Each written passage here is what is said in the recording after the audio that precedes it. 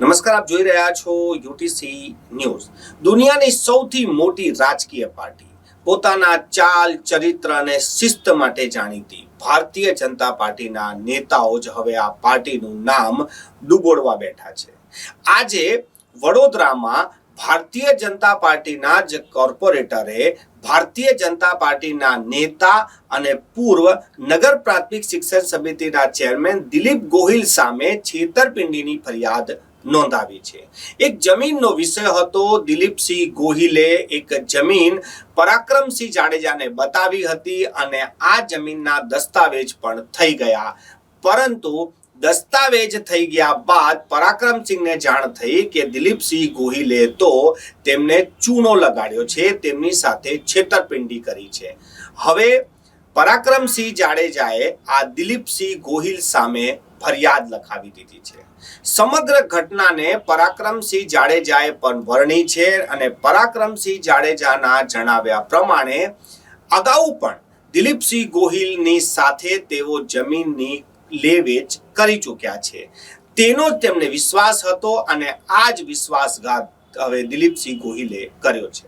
પરંતુ આ એક ઘટનામાં ચર્ચા જમીનની લે વેચ કરતા ભારતીય જનતા પાર્ટીના જ કાઉન્સિલરને ભારતીય જનતા પાર્ટીના જ નેતાએ છેતર્યો એવી ચર્ચા શહેરમાં વધુ છે। આ ચર્ચા એટલા માટે પણ છે કે પરાક્રમસિંહ જાડેજા પોતે માને છે કે આના પહેલા પણ તેઓ આમની સાથે કામ કરી ચૂક્યા છે। હવે આ પણ એક સવાલ છે કે પરાક્રમસિંહ જાડેજા કોઈ નવા નિશાળિયા નથી। પરાક્રમસિંહ જાડેજા જમીન લે વેચના માહિર છે, તેઓ પણ જમીનની તમામ આંટીઘૂંટી જાણે છે। એ છતાં પણ આટલી મોટી ચૂક પરાક્રમસિંહ જાડેજાથી થઈ ગઈ। દિલીપસિંહ ગોહિલનું પરાક્રમ હતું કે પછી પરાક્રમસિંહ જાડેજાને આ વસ્તુ પહેલેથી જ ખબર હતી, પરંતુ તેમને એવું કે આ બધું આપણે જોઈ લઈશું। આ બધી વસ્તુઓની ચર્ચા પણ આજે શહેરમાં છે, કેમ કે કોઈ સામાન્ય વ્યક્તિને કોઈ જમીનના બારામાં છેતરી જાય તો એકવાર આપણે માની લઈએ, પરંતુ પરાક્રમસિંહ જાડેજા માટે જમીન લે વેચ કરવી કોઈ નવી બાબત નથી અને આ બાબતમાં એમના જ વિશ્વાસુ તેમની સાથે છેતરપિંડી કરી જાય, આ વાત પણ લોકોના ગળે નથી ઉતરી રહી। પરંતુ હાલ પરાક્રમસિંહ જાડેજા જ આ મામલામાં ફરિયાદી છે, એટલે આપણે ફરિયાદીનું જ પક્ષ બતાવી રહ્યા છે। દિલીપસિંહ ગોહિલ જ્યારે સામે આવશે અને તેઓ પોતાનું શું નિવેદન આપે છે, ત્યારબાદ તેમનો પણ પક્ષ મૂકીશું। પરંતુ અત્યાર સુધી તો એક જ વાત છે કે ભારતીય જનતા પાર્ટીના જ એક નેતાએ ભારતીય જનતા પાર્ટીના જ કાઉન્સિલરનું કરી નાખ્યું છે। આવો સાંભળીએ આ સમગ્ર બનાવને પરાક્રમસિંહ જાડેજા શું કહી રહ્યા છે, આખી ઘટના તેઓ વિગતવાર સમજાઈ રહ્યા છે। તમને પણ સમજ પડી જાય અને તમારા પણ કોઈ સવાલ હોય તો નીચે કોમેન્ટ બોક્સમાં કોમેન્ટ કરી દેજો। આ જમીન મેં એપ્રિલ 2024ની અંદર દિલીપસિંહ ગોહિલ અને કમલેશ માત્રોજા માર્ચ મહિનામાં મારી પાસે આવેલા કે ભાઈ અમારા કાકાની જમીન છે અને આ જમીન હવે વેચવાની છે। આની પહેલાં પણ ભૂતકાળમાં મેં એની પાસે જમીન 2023માં ખરીદેલી અને વર્ષોથી સાથે પાર્ટીમાં કામ કરતા હોય એટલે એકબીજાને ઓળખતા હોય એટલે વિશ્વાસ હોય અને ભૂતકાળમાં પણ એક કામ એમની સાથે કરેલું, જેથી કરી અને મેં કીધું ભાઈ કાકા સાથે વાત કરાવો અને કાકાના તો કે બાપુ કાકા સાથે વાત કરાવવાની દસ્તાવેજ કાકા પોતે જ કરવા આવવાના છે। અમે તો કાકા મોરબી રહીએ છીએ, એની તબિયત બરાબર નથી એટલે એના વતી જેની 2023માં પણ આપણી સાથે કામ કર્યું છે એવી જ રીતે આ કામ કરવાનું છે। એકબીજા પરિચિત હોય એટલે એના વિશ્વાસમાં આવ્યો, તે પછી એના બધા ડોક્યુમેન્ટ મંગાવ્યા, બધા ડોક્યુમેન્ટ મને આપ્યા, ડોક્યુમેન્ટ ચેક કર્યા, ઓકે લઈ ગયા। તે પછી મેં મારા વકીલને કહી અને ટાઇટલ ક્લિયરની જાહેરાત આપી। એપ્રિલ મહિનામાં વડોદરાના નામાંકિત બધા છાપાઓની અંદર સંદેશ હોય, દિવ્ય ભાસ્કર હોય કે ગુજરાત હોય બધાની અંદર જાહેરાત આપી।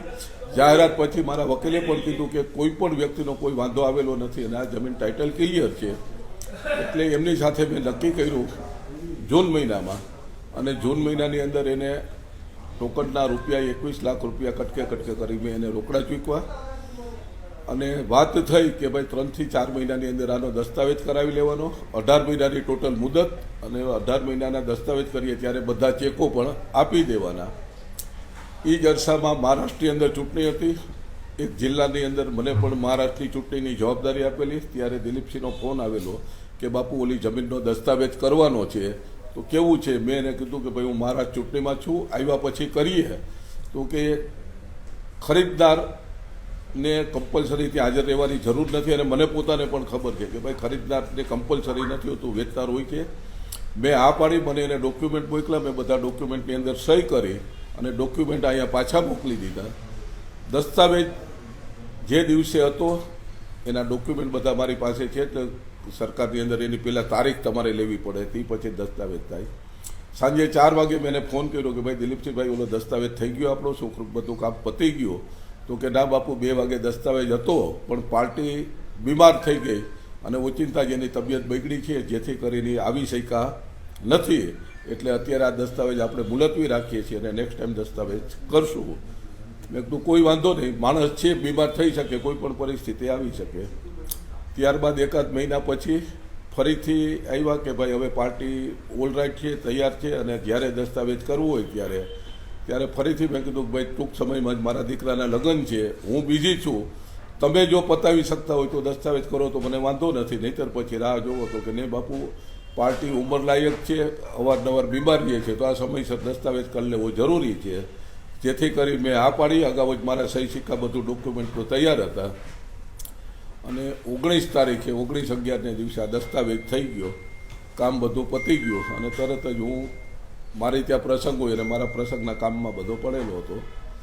દસ્તાવેજ પૂરો થઈ ગયો, 1 મહિના જેવો સમય થઈ ગયો. મારી ઘરે લગ્ન હતા, લગ્ન વિધિ બધી પૂરી થઈ ગઈ, શાંતિથી હું ફ્રી થયો. પછી મારા મેનેજરને કહી અને મેં કીધું ભાઈ છેલ્લા 2 મહિનાના જે કંઈ પડતર કામો છે, પેન્ડિંગ કામો છે, એ બધાની ફાઇલો લાવો, અને આ જમીનનો કબજો તો એને આપી જ દીધો હતો, પણ જમીન ચોખ્ખી કરવા માટે થઈ મેં અહીંથી મારા મેનેજરને કહી અને ત્યાં 2 ટ્રેક્ટર મોકલા સાફ કરવા માટે થઈ. ત્યાં ટ્રેક્ટરનું કામ ચાલતું હતું. ત્યાં બાજુના ભાઈ 3 કલાક પછી ત્યાં મળવા આવ્યા કે આ ટ્રેક્ટર કોનું ચાલે છે? તો કીધું મારા મેનેજરે કે ભાઈ પરાક્રમસિંહ જાડેજા બાપુએ આ જમીન વેચાતી લીધી છે અને અહીંયા ટ્રેક્ટરથી અમે આ ચોખ્ખું કરીએ છીએ. તો કે આ જમીનમાં મેં પણ પૈસા આપેલા છે, મારી પાસે પણ લખાણ છે, અને મને એ લોકોએ લખાણ આપીને અમને વેચાતું આપવાનું પ્રોમિસ કર્યું છે. મારા મેનેજરે વાત કરી અને એ ભાઈનો પણ ફોન આવ્યો કે બાપુ આવી સ્થિતિ છે. એટલે મેં તરત કીધું કે ભાઈ તમે કાલ ડોક્યુમેન્ટ લઈને મારી ત્યાં આવી જાઓ. બીજે દિવસે ડોક્યુમેન્ટ લઈને આવ્યા. મેં મારા ડોક્યુમેન્ટ બતાવ્યા કે આ મારો દસ્તાવેજ છે, આ મારા કાગળ છે, આ મારી એન્ટ્રી છે.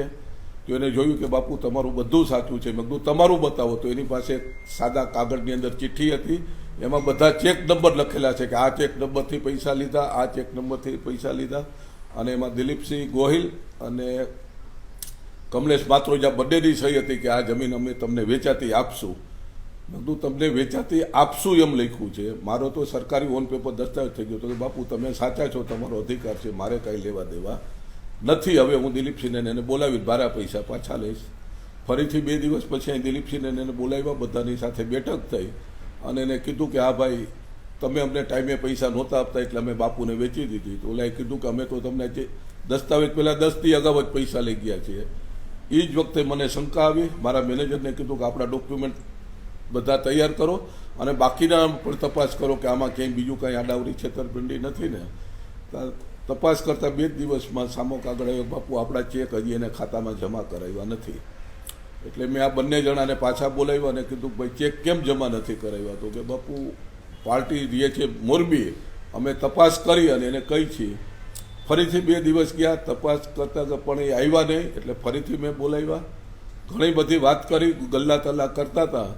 ગલ્લા તલ્લા કરતા પછી મારી ભાષામાં મારી રીતે જે કાંઈ કહેવું હતું એ કીધું. એટલે બંને જણા ઢીલા પડી અને તરત સ્વીકારી લીધું કે આ અમે તમારી સાથે છેતરપિંડી કરી છે, બીજા સાથે પણ કરીને આ જમીન ઉપર પૈસા લીધા છે, અમારે પૈસાની જરૂરિયાત હતી એટલે અમારી ભૂલ થઈ છે.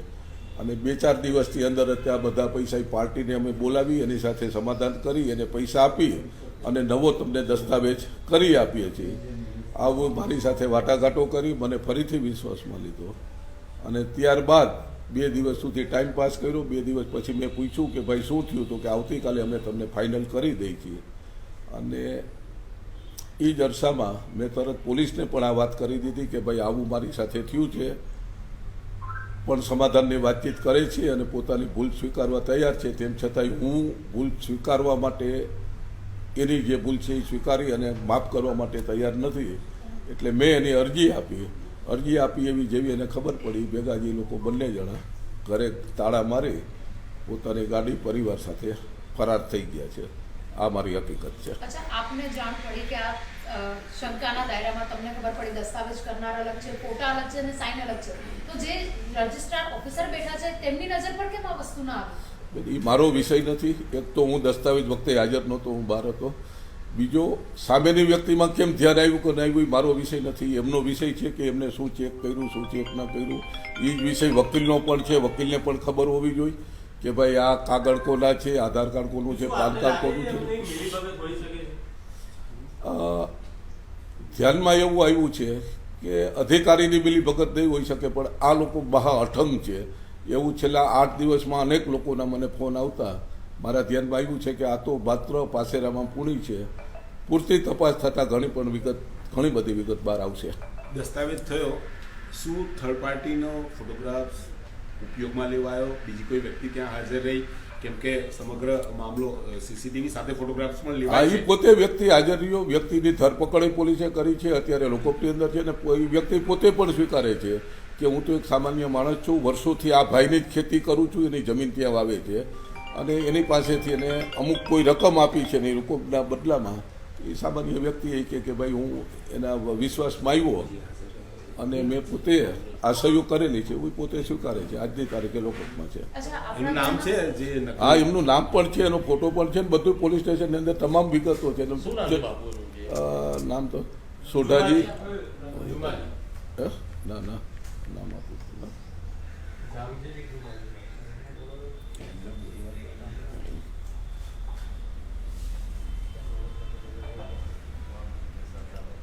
અત્યારે જમીનનો કબજો તમારી પાસે છે. એક મિનિટ પેલું નામ લઈ લે ભાઈ, સ્ટેપ બાય સ્ટેપ જે તો સારું.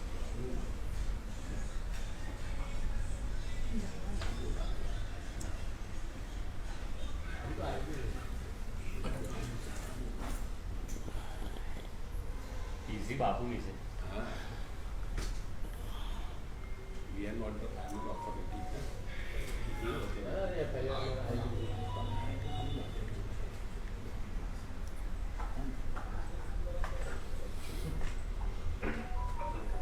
સોઠા જમાજી નામ છે. આ ફોટો છે એમનો.